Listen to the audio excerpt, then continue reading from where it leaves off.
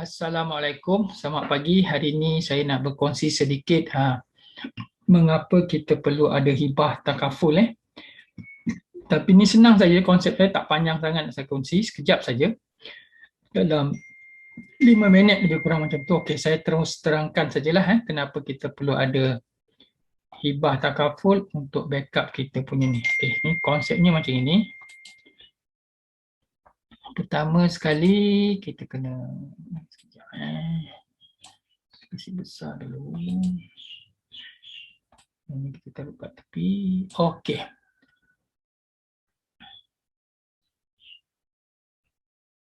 Pertama sekali saya terangkan ini satu contoh ini kita punya pagar rumah sebenarnya pagar rumah yang mana kat pagar rumah ni ada pagar yang berkunci lah pagar yang berkunci.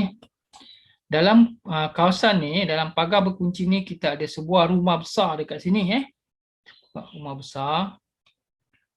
Dalam rumah besar ni pun kita kena pintu yang berkunci juga.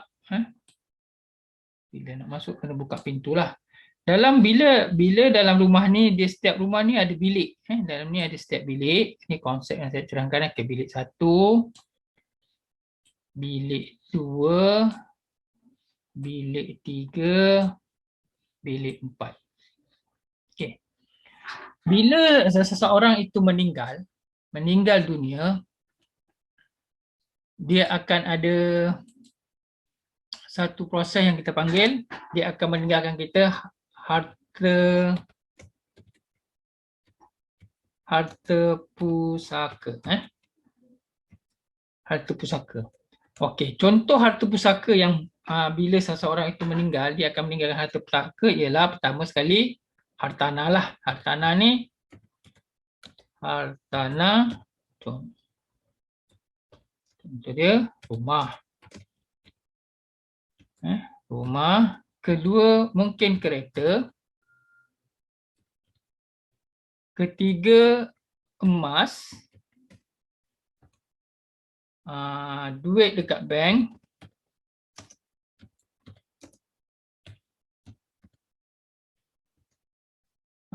Saham dan sebagainya lah. Okey, dan sebagainya. Okey, bila seseorang itu meninggal, okey, semua harta ini akan dibekukan. Ada setengah kawan-kawan cakap kita tak payah report dekat polis dululah, keluarkan dululah duit apa benda kan. Okey, kita kena faham. Bila seseorang itu meninggal, kalau pihak bank tak tahu yang dia ada hutang kereta, hutang rumah, bank tak tahu dia meninggal, ini interest dia tetap akan jalan. Tak waris-waris ni menanggung duit interest kalau kita tak info dekat bank, tapi tak akan terjadilah. Biasanya bila seseorang itu meninggal, memang dia terus akan buat proses pendaftaran kematian dekat kepala polis dan automatik maklumat itu akan sampai ke pejabat pendaftaran negara lah bila seseorang itu meninggal. Okey. Bila dah meninggal, okey, ni semua tadi dah dibekukan ni dah dibekukan sebab kita kena bagi tahu polis kan. Okey. Bila dah beku, anak isteri perlukan duit untuk proses macam mana dia punya tu. Okey, sebab kat sini anak isteri ni dia duduk dekat luar ni. Ni bini dia, okey, orang rumah dia lah. Orang rumah. Okey. Ini anak lelaki dia. Anak lelaki.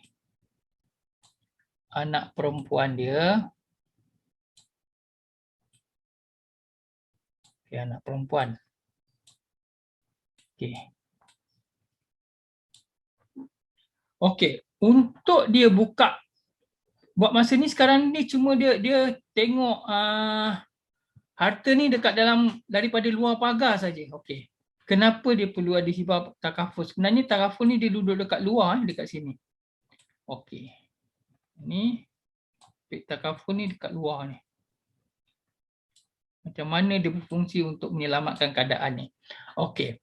Bila dah dibekukan tadi, waris ni perlu proses untuk dapatkan balik untuk buka pintu pagar pertama ni. Untuk buka pintu pertama pagar ni, dia perlukan duit. Okey, daripada mana nak dapatkan duit? Pertama sekali dia akan dapatkan duit daripada sini tadi. Duit yang sinilah dia gunakan yang pertama. Okey, nak buka pagar ni dia kena pergi. Pertama sekali dia kena pergi dapatkan surat dekat mahkamah tinggi. Okey, mahkamah tinggi ataupun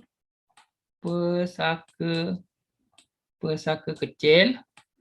Okey, pesaka kecil ni yang bernilai, kita punya harta bernilai 600,000 sahaja. Okey, 600,000 boleh gunakan pesaka kecil.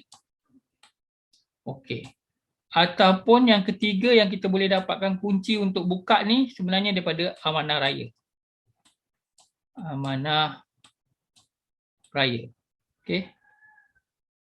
Amanah raya. Okey. Okey.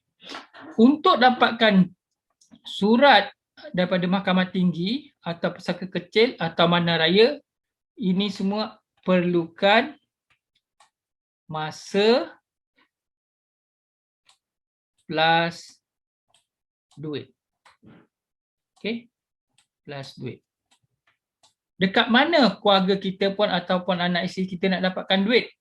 Dia perlukan daripada kat sini tadi. Hibah takaful yang duit dia parking dekat luar. Okey, bila daripada kat luar ni, dia dapatkan duit ni dalam contohlah dalam masa 21 hari kita proses. Dia dah dapat kunci, dapat duit untuk proses benda ni. Pertama, dia dapatkan surat pertama ni untuk dapatkan kunci pintu pagar ni daripada mahkamah tinggi, pesaka kecil atau amanah raya. Dia gunakan duit ni, masa dan duit lagi lah. Okey. Contoh, dia nak buat ni, dia tak ada duit ni, masih kita tak cerita pasal duit kan.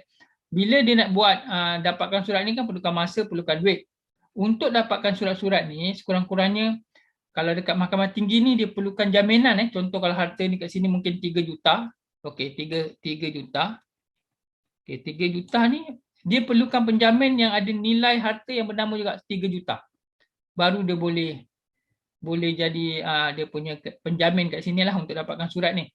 Bila dia dah dapat tu, mungkin ada orang yang boleh tolong dia, keluarga terdekat, tapi harta dia mesti nak ada 3 juta ataupun siapa sajalah, mungkin kita kena minta, kena bayar dia jugalah. Okey. Sebab itu, harta tadi ni, okey, rumah dekat sini, kereta dekat sini, emas dekat sini, dan lain-lain dekat sini. Okey tadi. Bila kita dah dapat surat tadi, bermakna surat kuasa tadi, bila kita tadi, kita buka pagar pertama, kita dah masuk tau.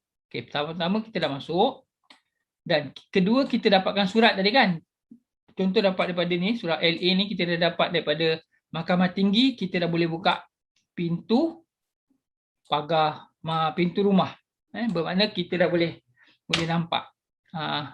Harta-harta ni kita dah boleh buka lah. Maksudnya kita dah boleh proses untuk ambil harta ni, maksudnya kita dah ambil kuasa. Tapi, kalau kita tak ada tadi, tak ada hibah ke apa benda ni, keluarga ni cuma duduk kat luar je, tengok aja harta dia, tapi tak boleh buat apa-apa. Tak boleh buat apa-apa kalau dia tak ada hibah takaful, sebab inilah duit yang mudah cair padanya.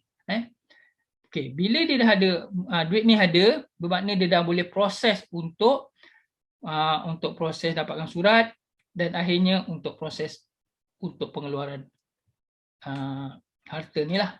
Sebab itu kita sebagai ketua keluarga perlukan satu plan hibah takaful yang boleh membantu anak isteri kita bila sesuatu berlaku pada kita. Inilah konsep yang saya nak kongsi. Kenapa kita perlu ada hibah takaful. Walaupun kita duit banyak macam mana sekalipun, keluarga hanya boleh tengok daripada luar saja untuk mulakan proses. Kalau tak ada duit, alamat harta bekulah dekat sini. Sampai bila pun kadang-kadang kita nak minta saudara-saudara proses mungkin tak adalah. cuma tolak sana tolak sini. Tapi itulah sebagai ketua keluarga yang prihatin, sediakanlah sekurang-kurangnya 500,000 ataupun berapa saja yang kita mampu. Sekurang-kurangnya yang paling kecil adalah ada plan. Untuk itu kalau kawan-kawan nak tahu macam mana nak buat hibah takaful ni, boleh hubungi saya lah, Halim, dekat 016-715-8499. Hanya ini saja konsep yang saya nak kongsikan. Kenapa kita perlu ada hibah takaful. Tuan-tuan kena faham, memang duit banyak, harta banyak, tapi keluarga hanya dapat tengok saja kalau dia tak susah nak dapatkan surat kuasa ni yang memerlukan duit modal dan juga masa untuk proses. Jadi saya sarankan supaya kawan-kawan bersedia untuk ambil hibah takaful. Boleh hubungi saya, Halim, dekat 016-715-8499 ataupun 019-7508-499. Sekurang-kurangnya saya hanya berkongsi betapa pentingnya kita meninggalkan hibah takaful untuk keluarga yang kita sayangi. Hanya itu saja. Assalamualaikum warahmatullahi taala wabarakatuh.